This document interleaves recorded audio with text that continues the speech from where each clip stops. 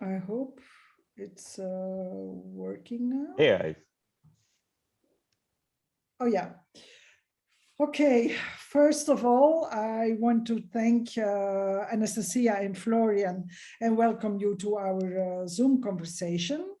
As a gallery, a Zoom conversation is a very visual way to connect with our artists and with the audience.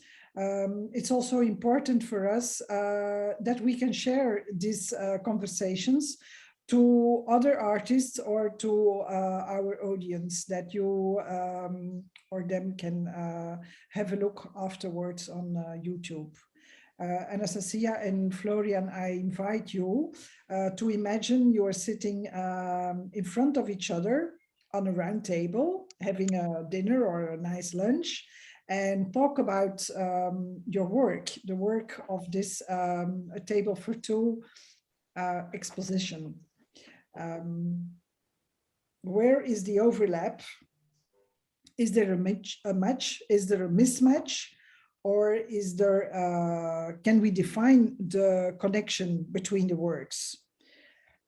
Let's find out. So I invite you both to start the conversation. Florian? Yes. Yeah. First of all, big thanks to you, Karen, that you invite me or us for this conversation and for this exhibition. And I think it's a great opportunity. So to after this strange times to exhibit again and yeah, share the work. I would start with a question, Anastasia, just to know a bit more, your decision, or I would like to ask you, how did you come to the decision of making jewelry? Because I saw you studied something beforehand, right? I can't say that beforehand. Actually, this is my third education. But I always wanted to become a jeweler since I was a child, and it was just my hobby to make sketches of the jewels. And I have a great collection of the minerals, and I'm also interested in antique jewels. I also have my little, of course, but collections. Yeah, Okay. so it came naturally in my Ah, life. okay. Yeah, Okay. like I knew Okay. since I was really young that I will become a jeweler one day. Oh, crazy. Oh, cool. Yeah. Yeah. And when I applied to academy, I applied only to the jewelry faculty. Like I came straight to the jewelry faculty. So yeah. Okay, so one, like, it was one shot. Okay, cool. Yeah. All right. So yeah, I find it like a work of my life, and I'm Mm-hmm. very passionate about it. So Mm-hmm. Mm-hmm. yeah, like this. Okay. Okay, cool.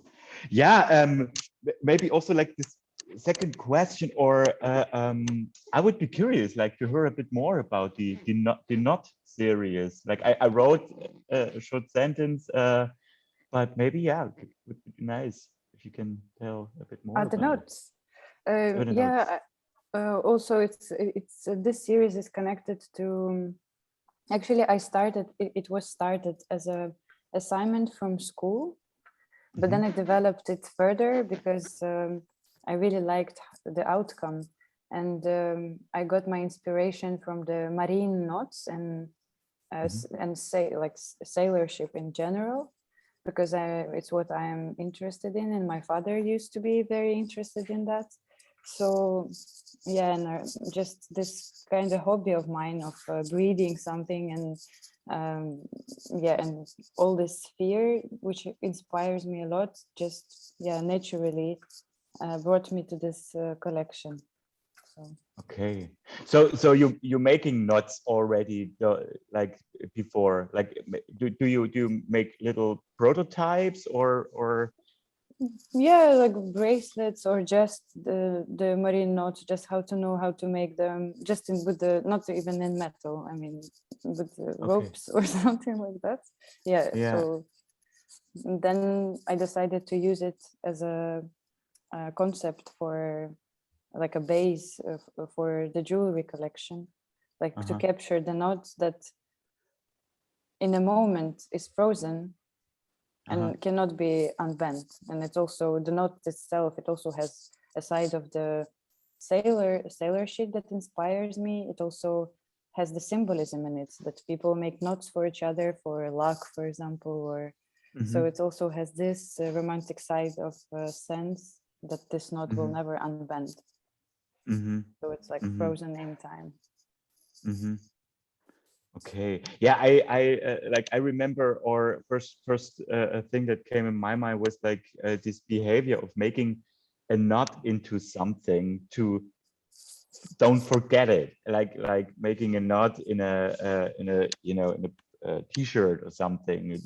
Sometimes helps, like, okay, there was something I should keep in mind and don't forget. This is this also something like this, familiar to you, or in this? Yes, but yeah, it's familiar to me, I can say. But yeah, also there is a place for a wearer for his own interpretation. Always, I prefer to leave it as well for a person who takes the piece, also to interpret this knot for his or her, like on his or her manner. So yeah, that I also have a question for you. Yeah, sure. Yeah, about I wanted to ask you also how did you came up with the jewelry in your life, because yeah, it's very interesting for me to know how did you came up, like, to jewelry firstly and then to the materials that you use. This collection. Yeah. Okay. Wow. The decision for going or for making jewelry actually was a decision to or it was a decision to make between a trainee to become a goldsmith or a sculptor. So this was in I don't know, what is it now, 15 years ago, I guess. And what actually brought like brought me the decision for making or for going for training as a goldsmith was a book a good friend of mine kind of gave me, and this was a book from Fana. And Fana is a company in Pforzheim in Germany, and they are quite famous for or were quite famous for Art Deco jewelry, like fashion jewelry. And I found it totally fascinating, like to see this different techniques of working with metals, but also enamel and stuff like that. And actually, yeah, this was the decision to become a goldsmith. So and then I would say with the materials or altogether to kind of go a bit or further or in another direction was the teacher at this day. This was Felix Lindner. He's also a jewelry artist from Erfurt, and he was my practical teacher at this school. And he once, I remember, he once made a lecture showing us like his kind of work, like his work from he studied in Munich, and then and this kind of this totally inspires me because he was not using that much precious metals and stones. He uses also little toys or different materials, and this kind of was, I guess, a bit mind-blowing, probably not just for me, to imagine like other materials or objects can be involved or can be inspiring work, like not using just the precious materials. And yeah, this was this was the actually, I would say the kind of ways or reasons why I then focused more on making jewelry. And yeah. And how do you usually find your inspiration? Like how the ideas come to your mind? Where do you get your ideas and how do you develop them? And how Yeah. did you came up with this particular collection? Yeah, yeah. I mean, it's always kind of different, definitely. So I get inspired by, I don't know, once was it the spacecrafts and like the curiosity going into space, going onto a journey with one of the series, and then I actually starting making little models or drawings or something like that, and then kind of like developing it by making little tryouts in different materials, and but mostly the materials in the theme already. Like, and for this series with the potions, it was like I used this Korean, not Korean, this reconstructed stone material. And I remember that I first came in contact around 2014. I actually planned to use it for my graduation pieces. But I saw like it was not the material itself was so expensive, but they have to cut it in Ida Oberstein. And to cut it was more expensive than the material itself, and this wasn't possible at the time. But I was totally happy that I got the artist in residence last year, and to kind of like was able to go into these stone shops and was like searching for materials and found this big palette of different recon stones. And I guess, I mean, the inspiration kind of like beforehand with the potions, with these little vessels of magical things in it is actually, I would say, kind of like out of my fascination for video games. Kind of like I'm like I was grown up with video gaming in a way, and especially also quite interested in RPG. And you may know that, like drinking a little potion for health or for mana and for stuff like that. And I totally love the idea to bring that like out of the digital environment into the physical world. And the connection from the idea to the material is actually just you it wasn't not really possible to find out what kind of materials this reconstructed stone really is made out of. Like, there is let's say a specific percentage of lapis lazuli or like powder of real stones in it, but the rest is not quite sure. It could be plastic, could be something. And so it's also like a secret potion, the material. It is itself. Yeah, it is unknown what it's what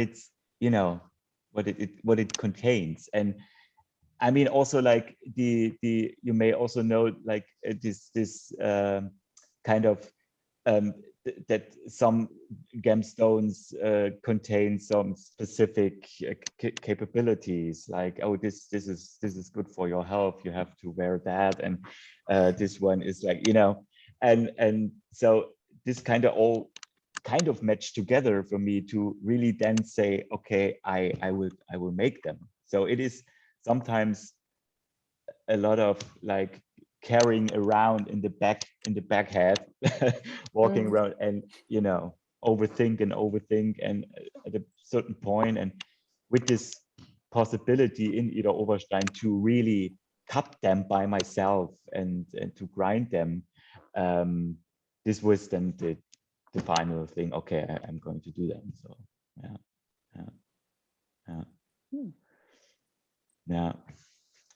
Are you And planning to continue more with this thematics?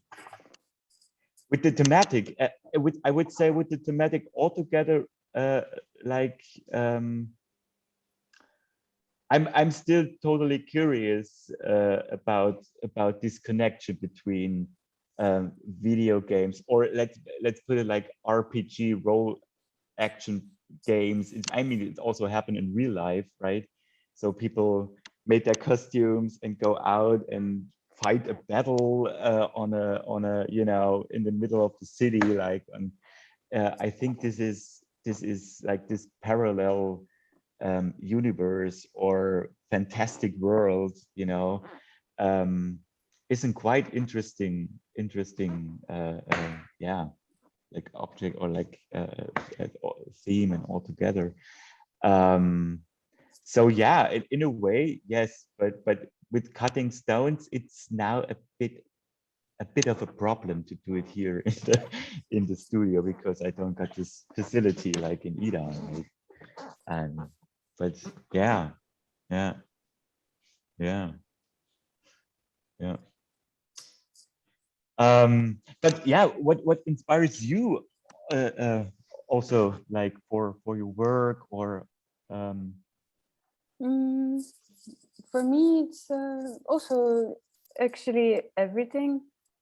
Like I can be easily inspired by something.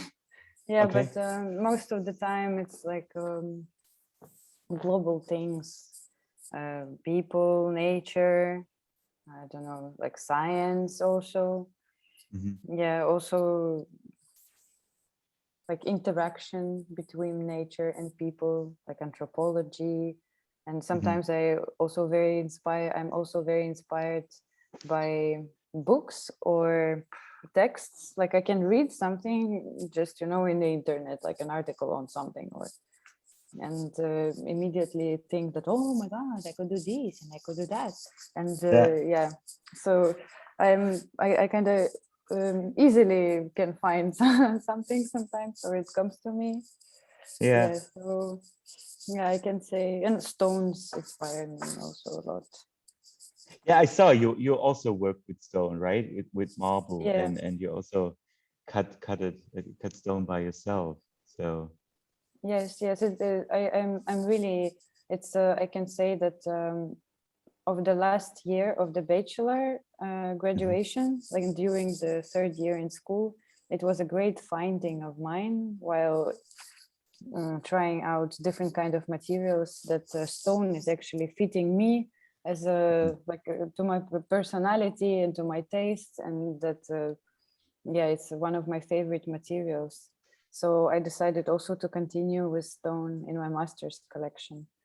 mhm. Yeah, because I started like with the bachelor collection, also contains stone. Yeah, but I just see a huge potential in stone as a material itself, and it's very symbolic and it's a statement itself already. So Mhm, mhm. But yeah. would you because this was a thing kind of that go around my head a bit, like when I was at Ida, all the students like asking me, why are you working with this reconstructed stone? I mean, you got all the stones here, right? And I mean, you know, besides the aspect of yeah, like that this magical unknown you know components, and because it fitted like in a way to my project was but also I was a bit not scared was the right word, like when I was standing in this stone shops, you know, and this was from Malaysia, and this was from there, and from Africa, and from everywhere. And I was a bit like, oh my goodness. It's also like a bit, or how do you feel with that? Like, would you, do you got a decision which stone or material you use for working with in a, Yeah, I mean, going to search the right stones for me, it's the whole like it's the whole ritual. I can go and I can get lost in that shop, you know, like for one day, yeah. just picking the stones. Yeah, and for me, it gives me a feeling that yeah, this stone like is from Malaysia, this stone is like from Africa, this one is from, I don't know, Canada or whatever. Yeah. And to me it gives this a bit also mysterious feeling. What did the stone see, you know? How many hands it passed till coming here, or how it just, yeah, it just, I think that all things are containing a certain kind of information, like you can think about, and yeah, and stones, they are very concentrated in this aspect for me. So yeah, I also I just have this it's a great. Hi, Florian. I have another last question for you. Is there a specific connection between your work and the time we are living in right now? Can you tell me something? Do you see a relation? Yeah, in a way, I would say how to put that, maybe two things. First thing would be I mean, during that time, like I said in Ida Oberstein, a funny thing is like in front of the university was the kind of not a fabric, but an outpost of Pfizer. So where they invented the vaccines, like, yeah. And it was funny, it was the green light and everything. And this was also the time where, you know, most of the vaccines came out, and like there was a whole lot of discussion in the internet, in the media, with what is containing what is the capability of what. And so somehow it kind of like probably got also an aspect of that in it, like a thing like a liquid and magic potion that keeps you like healthy or makes you, you know. This was maybe one aspect, and the other is also like the need of ourselves, or like I said before, I guess during these last 2 years, a lot of people, including me and everyone, actually came into probably some strange moments or struggling times with like skills or with their own or in contact also probably with with behavior and stuff like that. And this little, I mean, in these video games, these little potions often like give you a special skill. I mean, dependence itself, you can't drink it, right? But it is like also for me, it has to function as a kind of a reminder on something, you know. If you need a bit more healthy power or a bit more mana, like magical power, to come through your like, or experience points is also something. So kind of like overthinking your skill set, you would say, as a gamer, you know. This is probably something that's kind of maybe hopped a bit on these themes that we have been through over the last years, right? Yeah. Thank you. It's Thank you. This brings me to the last question, Anastasia. What kind of personality would be a perfect match to wear one of your pieces of work of this series? I thank you for the question. I think that it would be a very dreamy personality, spacey personality. That could capture the whole like romantic issue about the pieces. Yeah, I think, and stylish, of course. Personality. What does that? I did not understand. Stylish personality. Stylish, sure. Yeah. As well. Yeah. Yeah, but I Cool. think dreamy, yeah, dreamy and yeah, open-minded, like spacey personality. That would be perfect description. Yeah.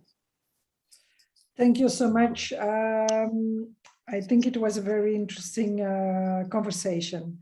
I wish you both a lot of good vibes into your works, and I hope, yeah, let's say that the audience can understand a little bit better where your work is all about. So thank you very much, and let's enjoy the opening tomorrow and the exposition. Thank you so Thank much. you very much. Thank you Thank very you, much, Karen. Karin. Yeah. Yeah, Yeah. thank you. Great, thank you that you gave us this possibility to participate in such an interesting exhibition. Yeah, thank you Yeah. very much. Bye-bye. And next time I come again to Antwerp. Sorry that I can't Yeah, join you on the for opening, sure. but next You're very time. welcome. Cool. Nice. Bye-bye. Great. Bye.